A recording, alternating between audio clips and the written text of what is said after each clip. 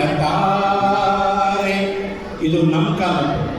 ಈಗಿನ ಕಾಲದ ಚಿತ್ರಗೀತೆಗಳು ಹೇಗಿದ್ದಾವೆ ಅಂದರೆ ಅವ್ರಿಗೆ ಒಬ್ಬರೇ ಸಾಲಲ್ಲ.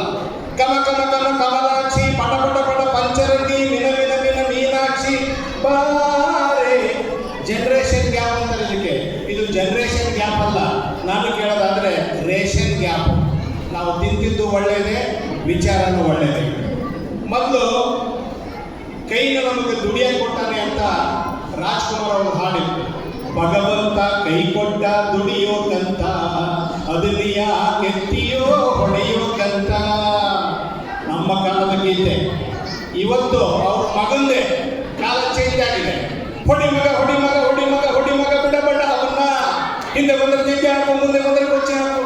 ನೋಡಿ ಜನರೇಷನ್ ಗ್ಯಾಪ್. ಮೊದಲು ಅಮ್ಮನ ಬಗ್ಗೆ ಒಳ್ಳೊಳ್ಳೆ ಹಾಡು. ಕಣ್ಣಿಗೆ ಕಾಣುವ ದೇವರು ಎಂದರೆ ಅಮ್ಮನು ತಾನೇ. ಕೇಳ್ತಾ ಇದ್ರೆ ತಾಯಿ ಹುಡುಕೊಂಡು ಹೋಗಿ ಕಾಲಿಗೆ ನಮಸ್ಕಾರ ಮಾಡಬೇಕು ಅನ್ಸೋದು.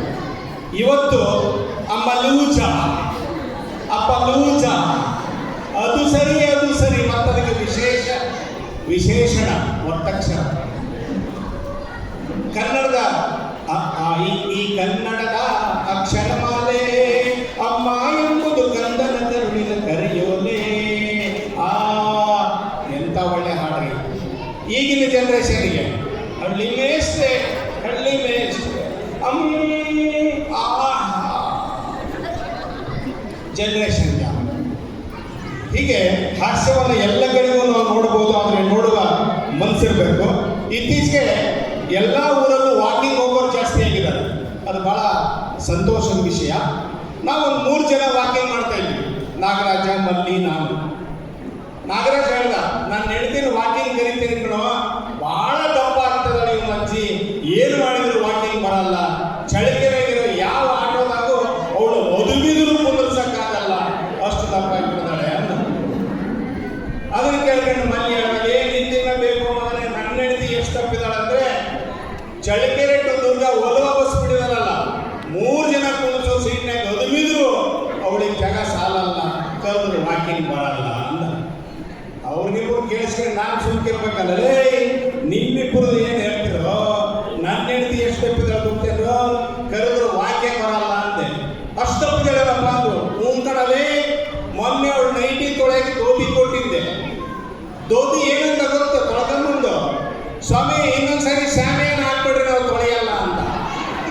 ನೈಟಿನೇ ಶಾಮಿಯಾನ ಇಟ್ಟಿಗಿರ್ಬೇಕಾದ್ರೆ ಇನ್ನು ನೈಟಿ ಒಳಗಿನ ಬ್ಯೂಟಿ ಹೆಂಗಿರ್ಬೋದು ನೋಡಿ. ಒಂದು ಅಕ್ಷರದಲ್ಲಿ ವ್ಯತ್ಯಾಸ ಅಂದ್ರೆ ಹೇಗೆ ಹಾಸ್ಯ ಉಂಟಂತೆ. ಒಂದು ದೊಡ್ಡ ಆಸ್ಪತ್ರೆ, ಇಲ್ಲಿ ಜೈಪುರ ಡಾಕ್ಟರ್ ಕೂತಿದ್ದಾರೆ, ಒಳಗಡೆ ಡಾಕ್ಟರ್ ಪೇಷಂಟ್ ನೋಡ್ತಾ ಇದ್ದಾರೆ. ಈ ಕಡೆ ಹೆಣ್ಮಕ್ಳು ಕೂತ್ಕೊಂಡಿದ್ದಾರೆ, ಈ ಕಡೆ ಗಂಡು ಮಕ್ಕಳು ಕೂತ್ಕೊಂಡಿದ್ದಾರೆ ಪೇಷಂಟು. ಕಂಪೌಂಡರ್ ಒಬ್ಬೊಬ್ಬರನ್ನೇ ಒಳಗೆ ಬಿಡ್ತಾ ಇದ್ರು. ಈ ಹೆಣ್ಮಕ್ಳ ಕಡೆ ಕುಂದೊಬ್ಬನು ಬರೀ ಹೆಣ್ಮಕ್ಳನ್ನೇ ನೋಡ್ತಾ ಇದ್ದ. ನಾಚಿಕೆ ಅದರ ತಲೆ ತಿರ್ಸ್ಕೊಂಡ್ರು. ಬೋಲ್ಡಿಗೆ ಒಬ್ಬಡಿಗೆ ಡಾಕ್ಟರ್ ಹತ್ರ ಹೋಗೇ ಬಿಟ್ರು. ಬರ್ರಿ ಡಾಕ್ಟರ್, ಇವನು ಯಾವಂದ್ರಿ ಇವನು ಎಂದ್ರೆ ಹೆಣ್ಮಕ್ಳು ನೋಡಿದ ಮೇಲೆ ಹೆಂಗೆ ನೋಡ್ತಾ ಇದ್ದಾನೆ ಅವನು. ಪಾಪ ಡಾಕ್ಟರ್ ಬಂದರು. ಏನೋ ನಿನ್ನ ಹೆಸರು ಅಂದರು. ತಿಪ್ಪೇಶಿ ಅಂತ ಅವನು. ಯಾಕಲೇ ಹೆಣ್ಮಕ್ಳು ಹಂಗೆ ನೋಡ್ಕೊಂಡು ಕೂತಿದೀಯಾ ಅಂದರು. ಡಾಕ್ಟ್ರೇ ಟೈಮ್ ಎಷ್ಟಿಗೆ ಅಂದವನು. 10:30 ಅಂದರು ಡಾಕ್ಟ್ರು. ನೀವೇ ಬೋರ್ಡ್ ಹಾಕಿದ್ದೀರಿ ಅಲ್ಲಿ, ಹೆಂಗಸರು ನೋಡುವ ಸಮಯ 10:30 ಇಂದ 12 ಅಂತ, ಇನ್ನೂ 1:30 ಗಂಟೆ ಇರ್ತಾರೆ ನೋಡ್ತೀನಿ ಅಂತ. ಡಾಕ್ಟ್ರು ತಕ್ಷಣ ಪೇಂಟ್ರನ್ನ ಕರೆಸಿಬಿಟ್ಟು ಬೋರ್ಡ್ ಚೇಂಜ್ ಮಾಡಿಸಿದ್ರು. ಹೆಂಗಸರನ್ನು ತಪಾಸಣೆ ಮಾಡುವ ಸಮಯ, ಅವನು ನೋಡುವ ಸಮಯ ಅಂತ ಬಂದು ನೋಡೋಕೆ ಸ್ಟಾರ್ಟ್ ಮಾಡಿದ್ರು. ಹೀಗೆ ಒಂದು ಅಕ್ಷರದಲ್ಲಿ ವ್ಯತ್ಯಾಸ ಆದರೂ ಕೂಡ ಹಾಸ್ಯ ಹುಟ್ಟುತ್ತೆ. ಒಂದ್ಸರಿ ನಾನು ನಮ್ಮ ನಾಗರಾಜ್ ಬೆಂಗಳೂರಿಗೆ ಹೋಗ್ತಾ ಇದ್ವಿ. ಇಲ್ಲೆಲ್ಲ ಹೆಣ್ಣು ಬಸ್ ಹತ್ತಿ ರೂಢಿ ನಮಗೆ, ಅದೇ ಮಾದೇವಿ ಅಂತ ಇಂಥವೆಲ್ಲ. ಬೆಂಗಳೂರಿನಲ್ಲಿ ನಾನು ನಾಗರಾಜ್ ಹತ್ತಿ ಕೂತ್ಕೊಂಡ್ವಿ. ನೋಡ್ತೀನಿ ಕೂತ್ಕೊಂಡಾಗ ಒಬ್ಬ ಹುಡುಗಿ ಬಂದು ನನಗೆ ತಪ್ಪಿದ್ಲು. ನೋಡಿದರೆ ಅವಳು ತೋರಿಸಿದ್ದು ಅದು ಮಹಿಳೆಯರಿಗೆ ಅಂತಿತ್ತು, ಲೇಡೀಸ್ ಇತ್ತು. ಅವಳು ತಟ್ಟಿ ಎಬ್ಸಿದ ಮೇಲೆ ನಂಗೆ ಗೊತ್ತಾಯ್ತು ನಾನು ಗಂಡಸು ಅಂತ. ಎಲ್ಲಿ ನಿಂತ್ಕೊಂಡೆ ನೋಡ್ತೀನಿ ಮಹಿಳೆಯರಿಗೆ ಅಂತಿರಲಿಲ್ಲ ಅಲ್ಲಿ. ಆ ಸ್ಟಿಕ್ಕರ್ ಕಟ್ ಮಾಡೋಕ್ಕೆ ಕನ್ನಡ ಬರ್ತಿತ್ತು ಅಂತ ಗೊತ್ತಿಲ್ಲ.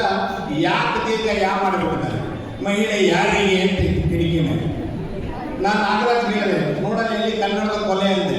ಮಗಳಲ್ಲಿ ಮಾಸ್ತರ್ ಹೋಗಲ್ಲ ನಾವು, ಹೌದು ಅಂದೆ. ಎಲ್ಲಿ ಪ್ರಶ್ನೆ ಇರುತ್ತೋ ಮುಂದೆ ಉತ್ತರ ಇರುತ್ತೆ ನೋಡಲ್ಲ ಅಂದ.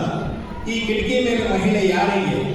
ಮುಂದಿನ ಕಿಟಕಿ ಮೇಲೆ ಪುರುಷರಿಗೆ, ಅಂಗವಿಕಲರಿಗೆ, ಮಾಜಿ ಸೈನಿಕರಿಗೆ, ನಿರ್ವಾಹಕರಿಗೆ,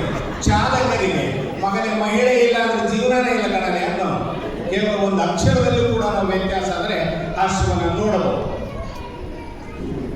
ನಾವು ಮೈಕ್ ಸಿಕ್ಕರೆ ಮೈಕಾಸರು ಬೇಗ ಬಿಟ್ಕೊಡಲ್ಲ, ಟೈಮ್ ಆದರೆ ನಮ್ಗೆ ಹೇಳೋದು, ಅದ್ರಾಗ ಹೇಳಿ ಧಾರವಾಡ ಬಂದಿಲ್ಲ. ಒಂದ್ಸಲ ಏನಾಯ್ತು, ಬಸ್ ಹೋಗ್ತಾ ಇತ್ತು, ಕಿಟಕಿ ಪಕ್ಕ ಇಬ್ಬರು ಹೆಣ್ಮಕ್ಳು ಕೂತ್ಕೊಂಡಿದ್ರು. ಒಬ್ಬಳಿಗೆ ಕಿಟಕಿ ಮುಚ್ಚಿದ್ರೆ ಸೆಕೆ ಆಗ್ತಿತ್ತು, ಪರಕ್ ಅಂತ ತೆಗೆದುಬಿಡೋರು. ಇನ್ನೊಬ್ಬಳಿಗೆ ಕಿಟಕಿ ತೆಗೆದ್ರೆ ಚಳಿ ಆಗ್ತಿತ್ತು, ಕಿಟಕಿ ಮುಚ್ಚಿಬಿಡೋರು. ಮುಚ್ಚೋದು ತೆಗಿಯೋದು, ಮುಚ್ಚೋದು ತೆಗಿಯೋದು. ಕಂಡಕ್ಟರ್ ತಲೆ ಕೆಟ್ಟುಬಿಡ್ತು. ಇವನು ಯಾವಾಗ ಇವರು ನಮ್ಮ ಬಸ್ಸಿನ ಕಿಟಕಿಯಲ್ಲಿ ಹಾಳು ಮಾಡಕ್ಕೆ ಕಾಣ್ತಾರೆ ಇವರು ಅಂತು ಏನೇನೋ ಒಟ ಅನ್ಕಂತ ಹಿಂದಕ್ಕೆ ಬಂದ. ನಾನು ಕೇಳಿದೆ, ಏನಂದಪ್ಪ ಅವ್ರದ್ದು ಅಂದೆ. ಸರ್, ಒಬ್ಬಳು ಕಿಟಕಿ ಮುಚ್ಚಿದ್ರೆ ತೆಗಿತೀನಿ ಅಂತಾಳೆ, ಒಬ್ಬಳು ಕಿಟಕಿ ತೆಗೆದ್ರೆ ಸಾಯ್ತೀನಿ ಅಂತಾಳೆ. ಹಂಗಾರೆ ಒಂದು ಕೆಲಸ ಮಾಡಲ್ಲ ತಮ್ಮ, ಮತ್ತೆ ಕಿಟಕಿ ಮುಚ್ಚು, ಒಬ್ಬಳು ನೆಗೆದು ಬಿಡ್ತಾರೆ, ಆಮೇಲೆ ಕಿಟಕಿ ತೆಗಿ, ಇನ್ನೊಬ್ಳು ಸಾಯ್ತಾರೆ, ಸಮಸ್ಯೆನೇ ಇರಲ್ಲ ಅಂತ ನಾನು. ಸರ್, ಅವ್ರ ಕಡೆಯವ್ರು ಯಾರಿದ್ರು ನನ್ನ ಗತಿ ಏನು ಅಂತ ಕಂಡಕ್ಟ್ರು ಹೆದರಿಕೆ ಮಾಡಲೇ, ಕಿಟಕಿ ಪಕ್ಕ ಕುಂತಲ್ಲ, ಮತ್ತೆ ಅವಳ ಪಕ್ಕ ಕುಂತಲ್ಲ, ನೆನಪಿ. Thank you. ಸಮಯದ ಭಾವದಿಂದ ಇಲ್ಲಿ ಮುಗಿಸ್ತಾ ಇದ್ದೀನಿ. ಧನ್ಯವಾದ.